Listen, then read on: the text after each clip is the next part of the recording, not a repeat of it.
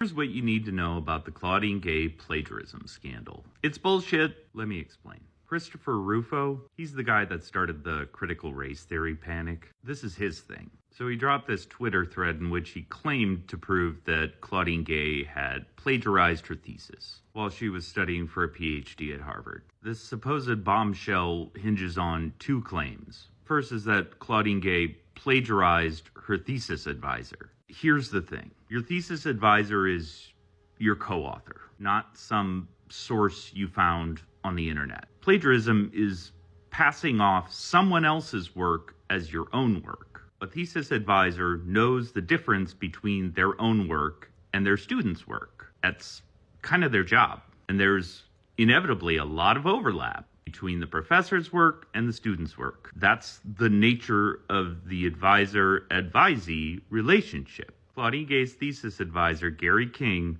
knew full well which parts of Claudine Gay's thesis were derived from his work. There is no plausible way that Claudine Gay tried to pass off her thesis advisor's work as her own.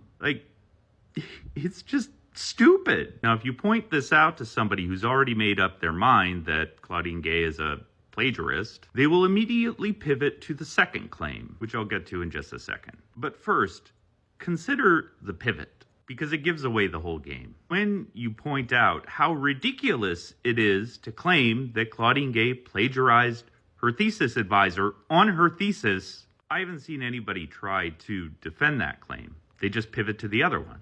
What does that tell you? They didn't believe the first claim. They don't believe the second one either. That's not the point. The point is to stack up as many bullshit claims as they can get away with, because most people haven't done grad level writing. They don't have the context to understand the stupidity of the claim. Anyway, the second claim is also from the thesis. Claudine Gay cites some sources to describe the methods that they use as context for her own work. In the course of doing that, she repeats some of the original source verbiage, close to word for word. And of course, Rufo puts the two pieces of text side by side and says, "Look, she didn't cite her source."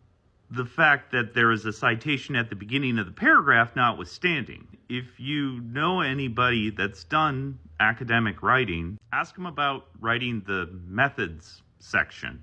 That's where you describe the technical details of the research that you did. Here's the thing about highly technical writing.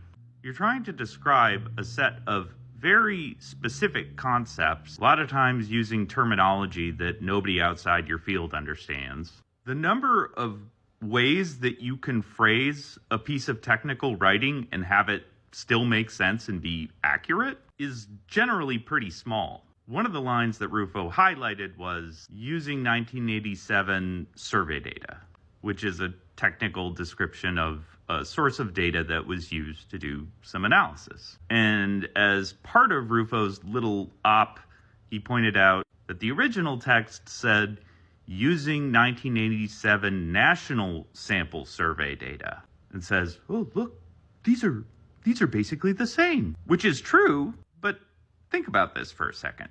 How many ways can you rephrase that?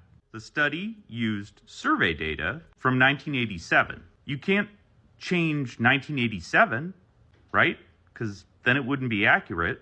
It was survey data, so what are you going to change it to something else? It doesn't work because it's specific. And it's important to convey the specifics in your academic writing. Besides, it's the methods section of the paper, which is not the part that is what you're actually trying to contribute with your research. That comes in the results and conclusions, and arguably also the introduction, not in the methods. The point of the methods is to give a high-level overview of how you got the results you did. Obviously, you include citations so that if someone's reading your paper and they want to know the details of your methods, they look up your citation.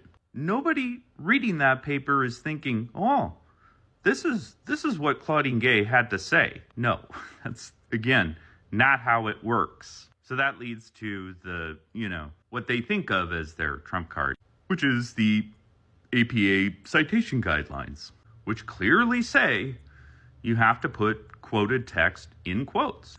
And that is true. It's true now. It was not true in 1987. You see, 1987, the internet was just getting started, meaning this kind of plagiarism that, academics and all teachers really have to deal with today, it wasn't as big of a thing back then. The APA citation guidelines were developed as kind of a result of the ubiquity of the internet. Lots more opportunities to plagiarize. So my question to Chris Rufo is, could you please show me the citation guidelines that were applicable at Harvard in the political science department in 1997, because those are the citation guidelines that Claudine Gay was supposed to follow, and show me where, in those guidelines, where did Claudine Gay not follow those guidelines? Obviously, I'm not going to get an answer, right? Like I said, the entire thing is bullshit. But, and this may or may not surprise you, that hasn't stopped a huge number of people from taking Chris Rufo's claims at face value. They just assume Claudine Gay must have plagiarized her thesis. You got these two pieces of text and they look pretty similar, and they're waving the APA citation guidelines from 20 years after the fact in your face, and it can look like a convincing case till you poke at it a bit and it all falls apart, but nobody bothers to poke at it. Can you guess why? A lot of the people who are kind of assuming this is true, they have internalized biases about, well, particularly black folks, that kind of make them think, oh, well, I guess that's not very surprising. I mean, she is a black woman, president of Harvard. She must have gotten there due to the color of her skin. It's not like she could have come by a PhD honestly. And, to be frank, the color of Claudine Gay's skin is important to her being Harvard president. Harvard's been around for what, 500 years, and she's the first black president? That's valuable to Harvard. And this, she's only published 12 papers. College presidents don't publish papers. They're administrators. So yeah, this whole op just really annoys me because it's so stupid. But what really bothers me is how many people are just sort of oh, well, that makes sense, and not realizing that they just got played by Chris Rufo and their own internalized bias.